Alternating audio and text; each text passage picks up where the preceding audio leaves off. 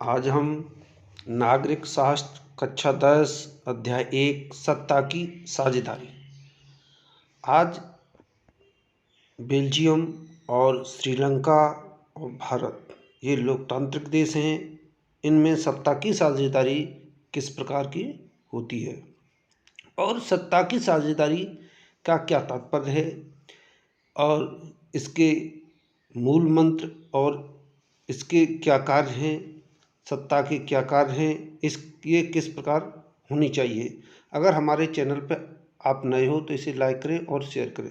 सत्ता की साझेदारी पर हम उसका अर्थ बताएंगे और उस पर बहुविकल्पी लास्ट में प्रश्न भी बताएंगे। सत्ता की साझेदारी ऐसी शासन व्यवस्था होती है जिसमें समाज के प्रत्येक समूह और समुदाय की भागीदारी होती है।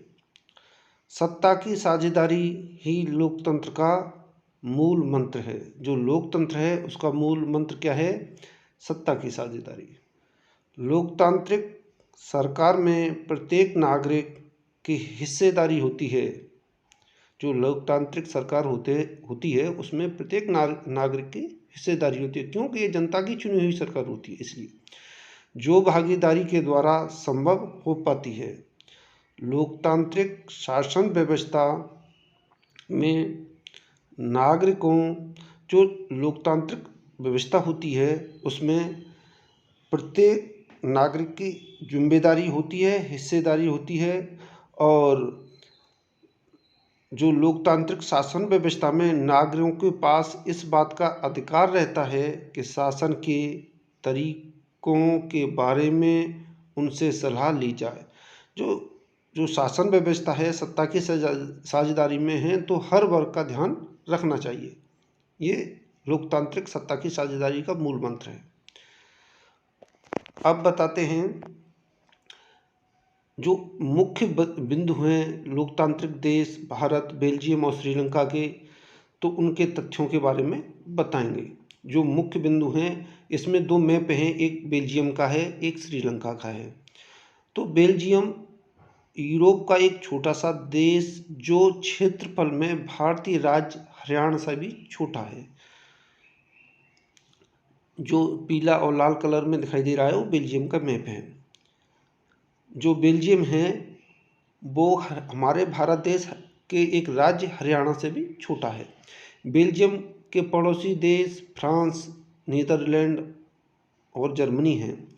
बेल्जियम की 1 करोड़ से थोड़ी अधिक आबादी है। बेल्जियम की आबादी विभिन्न भाषा बोलने वाले लोगों का प्रतिशत है। डच 59% फ्रेंच 40% और जर्मन 1%।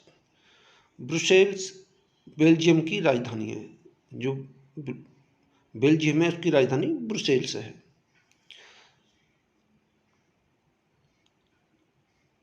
एथनिक जातीय एक ऐसा सामाजिक विभाजन जिसमें हर समूह अपनी अपनी संस्कृति को अलग मानता है।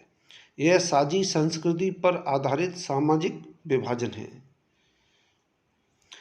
अब बात करते हैं श्रीलंका की। ये तो स्थिति रही बेल्जियम की। अब श्रीलंका के मुख्य बिंदु क्या हैं उस पर तथ्यों पर बात करते हैं।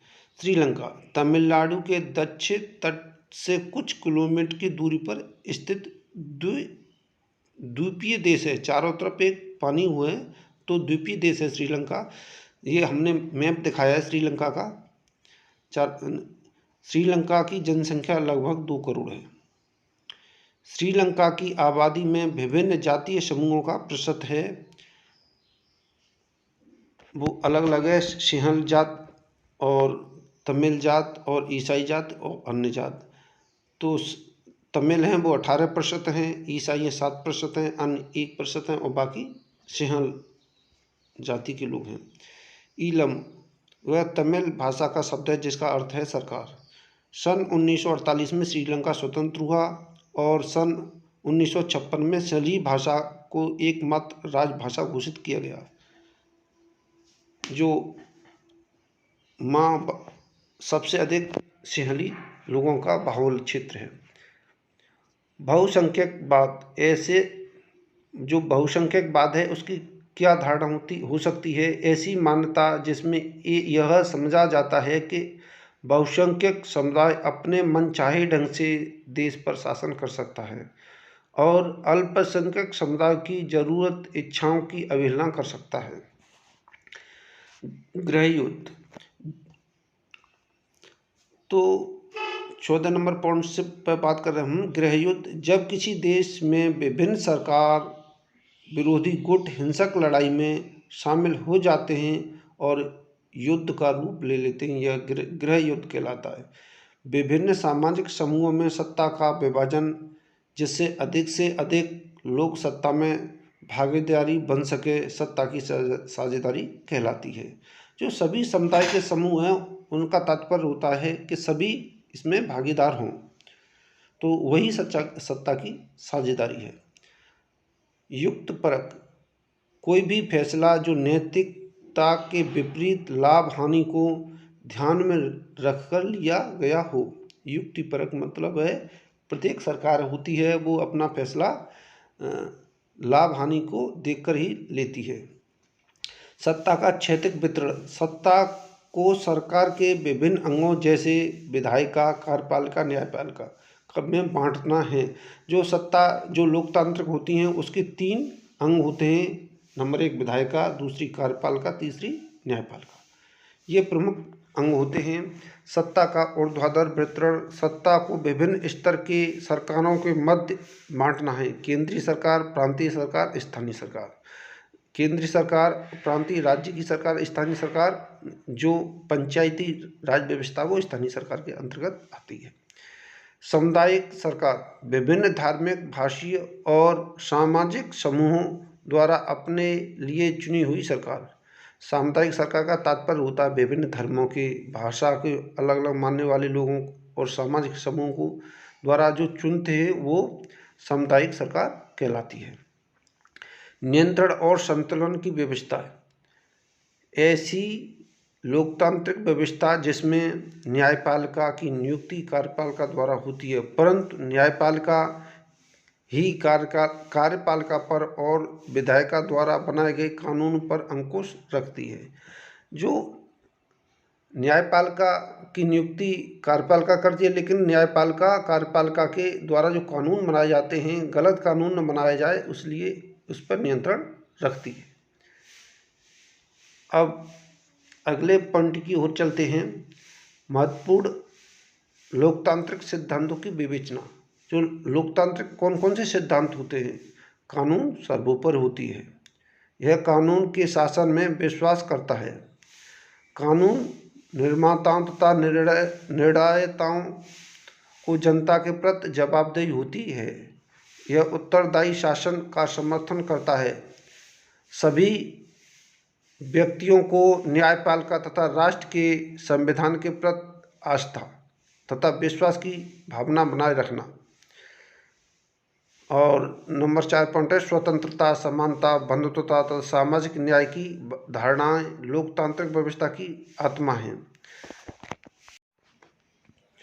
और जो स्वतंत्रता, समानता, बंधुत्वता तथा सामाजिक न्याय की धारणाएं लोकतांत्रिक व्यवस्था की आत्मा होती हैं। तो लोकतंत्रता की प्रमुख ये मुख्य बिंदु होते हैं। लोकतंत्र में धर्मनिरपेक्षता, जन कल्याणकारी, नैतिक तथा कार्यक्रमों पर विशेष बल दिया जाता है। जो लोकतांत्रिक देश होते हैं वहाँ ऐसी नीतियाँ बनाई जाती हैं सभी के लिए समानता हो और लोक कल्याणकारी हों। लोकतंत्र की मुख्य विशेषताएं क्या हैं? जो लोकतांत्रिक की जो विशेषता हैं वो निम्नलिखित हैं। प्रतिनिधित्व का आधार लौकिक, जो लोकतंत्र में जनता का प्रतिनिधित्व होता है इसे प्रतिनिधित्व का आधार देवी न होकर लौकिक होता है। सार्वजनिक हितों का संरक्षण, शासन की अन्य प्रणालियों की अपेक्षा जनता के सार्वजनिक हितों का संरक्षण करता है। इस शासन व्यवस्था ने जनता स्वयं अपने हितों को अपनी सरकार के संरक्षण देती है और सरकार उसकी रक्षा करती है। उत्तरदायित्व की भावना। लोकतंत्र में सरकार जनता के प्रति उत्तरदायी होती है। और आज हम जो बहुविकल्पी प्रश्न हैं जो हमने बताए सत्ता की साझेदारी, उस पर बहुविकल्पी प्रश्न बताएंगे। श्रीलंका ब्रिटेन से कब स्वतंत्र हुआ? तो 1948 में। भारत में संघीय सरकार को कहते हैं केंद्र सरकार। भारत या श्रीलंका, बेल्जियम जो संघीय सरकार है उसे केंद्र सरकार का दर्जा दिया जाता है। और आधुनिक लोकतंत्र व्यवस्था में शासन में कितने अंग होते हैं? वो 3 अंग होते हैं जो हमें अभी बताए, कार्यपालिका, विधायिका और न्यायपालिका। 3 अंग होते हैं लोकतंत्र के, विधायिका, कार्यपालिका और न्यायपालिका। अब अगले पॉइंट की ओर चलते हैं। लोकतंत्र में सत्ता किसके हाथों में होती है? तो जो लोकतंत्र होता है उसमें सत्ता जनता के हाथों में होती है, क्योंकि जनता ही सरकार का चयन करती है। तो वही सरकार सत्ता में लोग जाते हैं। भारतीय संविधान में कितनी भाषाओं को अनुसूचित भाषाओं का दर्जा दिया है? वो 22 भाषाओं का दर्जा दिया गया है। बेल्जियम किस महाद्वीप में है? बेल्जियम यूरोप में है। श्रीलंका का सबसे प्रमुख सामाजिक समूह है वो सिंहलियों का समूह है। जो सबसे अधिक बड़ा समूह है सिंहलियों का समूह है। आज हमने बहुविकल्पी प्रश्न बताए। अगर हमारे चैनल पर नए हो तो इसे लाइक करें, शेयर करें। चैनल पर नए हो तो इसे सब्सक्राइब कर लें, जिससे आने वाली वीडियो प्राप्त होती रहे। धन्यवाद।